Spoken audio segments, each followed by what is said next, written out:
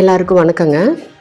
நம்ம கந்த சஷ்டி கவசம் படிச்சிருக்கோம், கேள்விப்பட்டிருக்கோம், தினமுமே கேட்குறோம் இல்லைங்களா? அதில் எனக்கு தெரிஞ்ச ஒரு சின்ன விளக்கம் கொடுக்கலான்னு தாங்க. கந்த சஷ்டி கவசத்தில் ஒரு வரி வரும் பாருங்க கடைசியில், கந்த சஷ்டி கவசம் இதனை சிந்தை கலங்காது தியானிப்பவர்கள் ஒரு நாள் 36 உரு கொண்டு அப்படிங்கிறது வருது இல்லைங்களா? ஆக்சுவலாக ஒரு நாளைக்கு 36 தடவை உரு போடணுமா அப்படிங்கிறது நிறைய பேர் அதை சொல்லிகிட்டு இருக்காங்க. ஆக்சுவலாக அது அப்படி வராதுங்க. கந்த சஷ்டி கவசத்தை நம்ம ஃபுல்லாக நிதானமாக படிக்கிறதுக்கே பார்த்திங்கன்னா ஒரு 15லேருந்து 20 நிமிஷம் ஆகுங்க.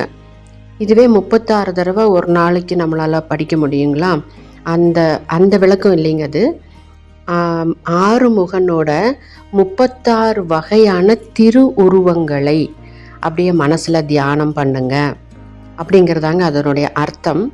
அதனால் நிறைய பேர் 36 தடவை அது உரு போடணும், அதாவது திருப்பி திருப்பி படிக்கணும் அப்படின்னு ஒரு தப்பான விளக்கத்தையும் எங்கிட்டையும் கூட சொல்லியிருக்காங்க. அதுக்கான ஒரு சின்ன விளக்கமாக தான் நான் இது சொன்னேங்க.